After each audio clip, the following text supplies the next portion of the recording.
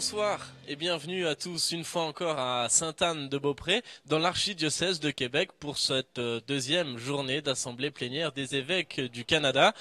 Une journée alors marquée par l'intervention d'un invité prestigieux, le cardinal Ortega, archevêque de San Cristobal de la Havane à Cuba, celui-là même qui célébrait dimanche la messe pontificale à Notre-Dame de Québec, intervenait aujourd'hui devant les évêques sur un tout autre thème, celui de l'évangélisation et de la conversion pastorale, à la lumière du document d'Aparecida et de l'exhortation apostolique Evangelii Gaudium. On écoute le résumé d'Émilie Callan. Les évêques ont eu la chance ce matin d'entendre le cardinal Ortega leur parler de la conférence à Aparecida en 2007. Elle peut sembler loin de nous, mais le discours du cardinal nous montre comment elle reste toujours d'actualité. L'esprit d'Aparecida est tout à fait celle du pape François, nous explique le cardinal Ortega. Ouvrir l'homme à Dieu, à sa miséricorde, et, nous dit-il, inviter à une conversion sincère où seul le Christ peut répondre à tous ces mots, qui, a-t-il dit, ronge le cœur de l'homme. Il faut être comme le Christ lorsqu'il dit « Je suis venu non pas pour juger, mais pour sauver ». À l'époque, le cardinal Jorge Bergoglio considérait ce document valable pour l'avenir de l'Église. Le cardinal a aussi mentionné la démission du pape Benoît XVI comme étant surprenante, mais qui, dit-il, invite le monde actuel au réalisme, à la transparence, à l'humilité. Le cardinal Ortega nous raconte que cette décision du pape Benoît XVI a permis à l'Église d'entamer son projet de rénovation. Selon le cardinal Bergoglio, aux cardinaux réunis pour le conclave de 2013, l'Église est appelée à sortir de soi-même pour aller aux périphéries, et qui vit la douce et réconfortante joie d'évangéliser, leur disait-il. Pour conclure, le cardinal explique que les paroles du pape ne sont pas nécessairement nouvelles, mais que ce vent de fraîcheur que le monde ressent vient de l'intérieur et rempli de l'Esprit Saint.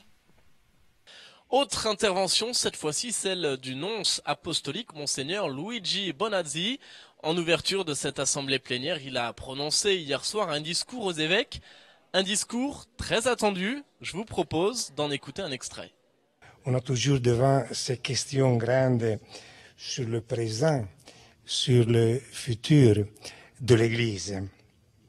Et il me semble que face à ces grandes questions, vraiment, il faut toujours aller à la contemplation du Seigneur pour trouver les réponses. Et le pape François nous dit que c'est uniquement dans le regard de Dieu qu'il y a un avenir pour nous. Our future lies in Notre futur est dans le regard de Dieu. Dans ce contexte que j'ai médité et j'ai pensé et j'ai écrit les paroles que je vous adresse maintenant. Voilà.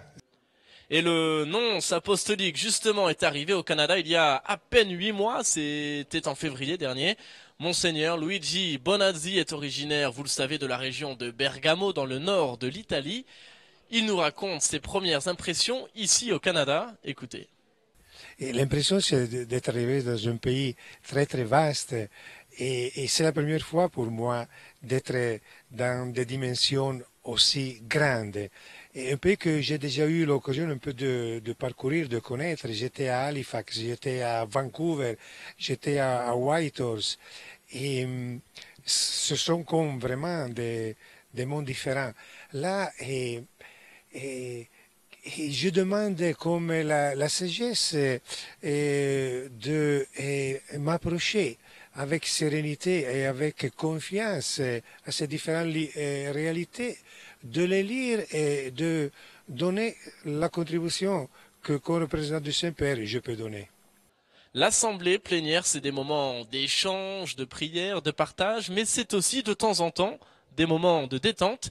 Et hier soir, c'était soirée cinéma pour les évêques, en exclusivité et en avant-première, le film documentaire sur François de Laval. C'est une production Ciel et Lumière, en partenariat avec le Séminaire de Québec. Pour savoir ce qu'en pensent les évêques, je vous propose d'écouter leurs réactions, propos recueillis à la sortie du film par Émilie Callan. Eh bien, je dois avouer que je le connaissais de distance, Saint-François de Laval. Il m'a réchauffé le cœur. Euh, Dans le coin des Acadiens, dans le bout de la Nouvelle-Écosse et j'oserais dire le Nouveau-Brunswick, je dirais qu'il est le précurseur des communautés religieuses qui se sont fondées par la suite, dont les Pères de la Sainte-Croix, les Eudis, les congrégations de Jésus et Marie, et ensuite les communautés religieuses féminines, hein, comme les Filles de Jésus, Notre-Dame de l'Assomption. Alors c'est intéressant de voir que c'est lui qui a labouré le terrain. Hein.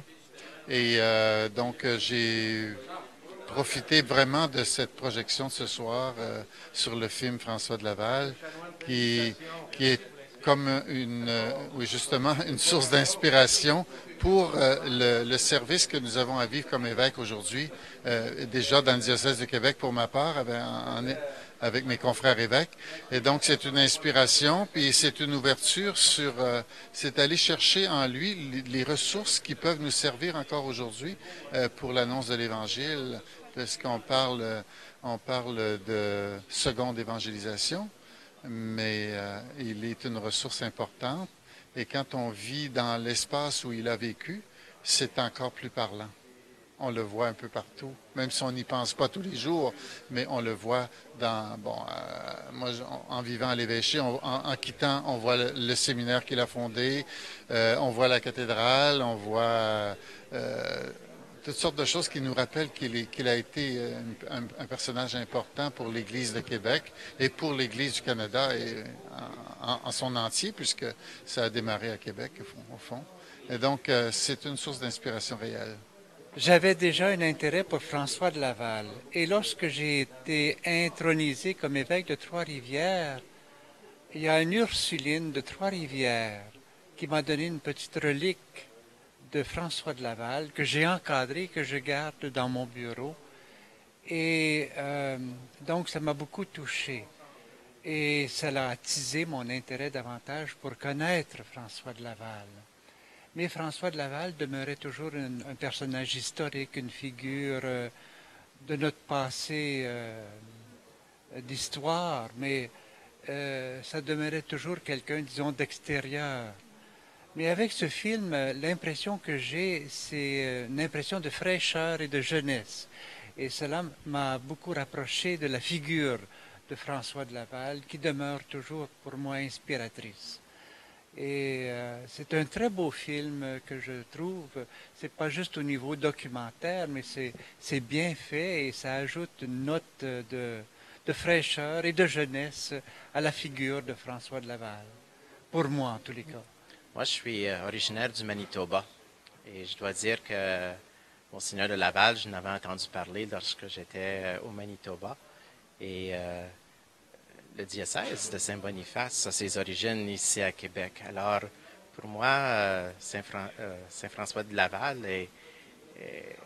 m'inspire beaucoup dans le sens de... C'est un homme qui avait une vision très large, très grande et qui a su communiquer cela à tous ceux qui l'ont suivi, mais ceux qui ont aidé à former, à préparer pour cette grande mission de l'évangélisation de tout le Canada.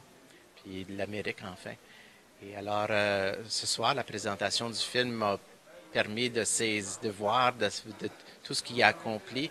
Puis, je suis un homme qui s'intéresse beaucoup aussi à la spiritualité. Et lorsqu'on a communiqué un peu la spiritualité de Monseigneur de Laval, la désappropriation, comment il a voulu vraiment faire le vide de lui-même, pour pouvoir vraiment embrasser tout ce que le Christ, tout ce que Dieu avait à lui donner pour la mission.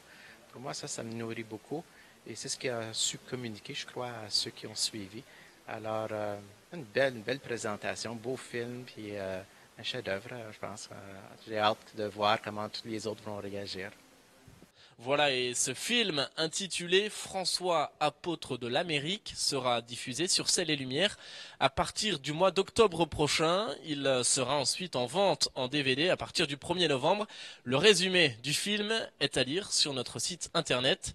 C'est la fin de cette émission. Merci de nous avoir suivis. On se retrouve demain pour une nouvelle journée d'assemblée plénière depuis Sainte-Anne-de-Beaupré. Je vous souhaite une très belle soirée. À demain.